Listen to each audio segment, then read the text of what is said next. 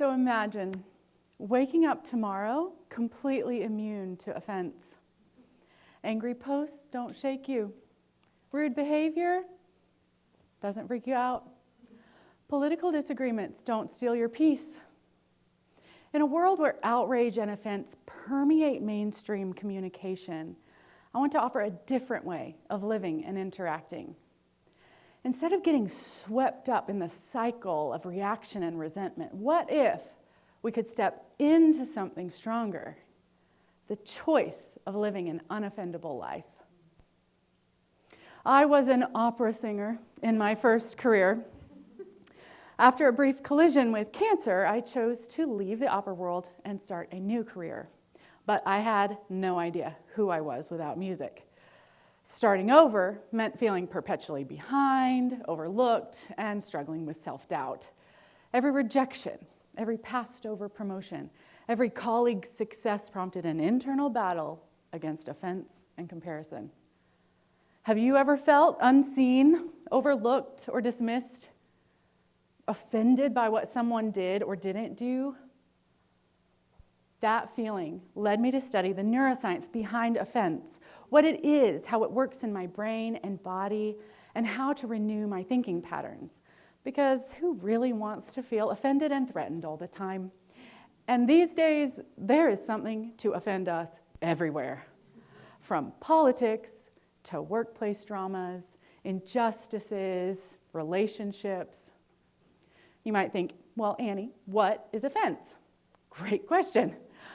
But first, let me say that we could spend multiple lifetimes studying the brain, and there will still be more to discover about it. Neuroscientists split hairs on meanings and definitions, and I'm not getting to the bottom of it by the time I finish my doctoral program.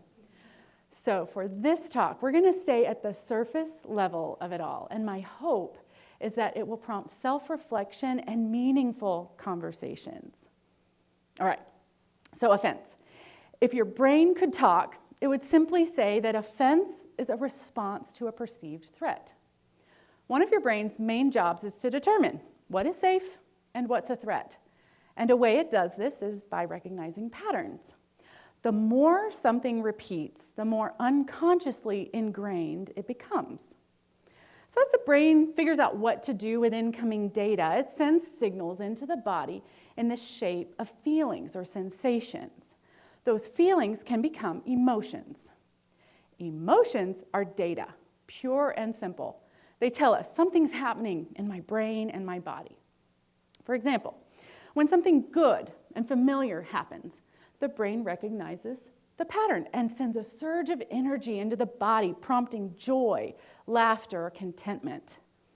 When something negative and unfamiliar happens, the brain floods the system with stress signals, triggering the fight, flight, freeze response. When something negative but familiar happens, the brain recognizes that pattern and sends the same stress signals into the body. Felt stress is where fear, anxiety, anger, or offense can show up.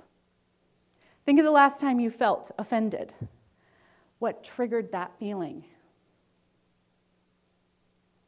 What part of your identity felt threatened then? Offense is an emotion felt in our body when the brain believes something about our person or our beliefs is threatened. Our brain and our beliefs are deeply connected, and what we believe about ourselves influences how we interact with the world. Identity is a word that's taken on all kinds of meanings in today's culture, but it often gets connected to external systems like career, relationship, social status, even group affiliations. But here's a problem. Those systems are constantly changing. They're unstable, and nearly all of them are out of our control. If your sense of self is anchored to something that can change at any time, you're standing on shaky ground. So ask yourself, do I tie any part of my identity to one of these changeable systems? A job title, a relationship, a political stance, or a social group? What emotions rise as you imagine losing those connections? When I left the music world, I lost a big part of what I thought made me me. With each successive loss, I battled offense because those losses weren't just roles or groups to me, they were foundations of how I saw myself and how I wanted others to see my value. When the last foundation crumbled, I had to face a tough question. Who am I if I'm not the roles I fill? If I can't earn the status, recognition, or approval that I want, no matter how hard I try? And that is my question for us all today. When titles fade, when you can no longer define yourself by what you do, what you have, or what others think of you, who are you? When what I thought made me me all disappeared, I came to realize something radical. I have value simply because I exist. And I believe the same is true of you. Our worth isn't determined by external groups, roles, or validation, and we have nothing to earn. The hard reality is that we won't always be treated like we're valuable. People will offend us. They'll dishonor and wound us, and our brains will respond in self-defense against these threats. We will feel anger and resentment toward injustices for ourselves and others, and as those offensive emotions build, we'll continually face the choice of how to respond. Offense is an emotion we choose to carry, like bricks we put in an invisible backpack. The more you or I choose to carry offense, the more the brain learns the pattern of sending ongoing stress signals into the body that can create long-term health consequences. Our attitudes are affected.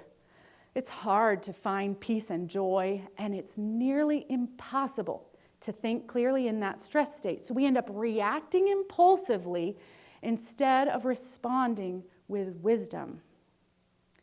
And that choice of carrying offense ultimately affects our relationships with everyone. We're defensive with family members, resentful of the leader who seems to champion constant change.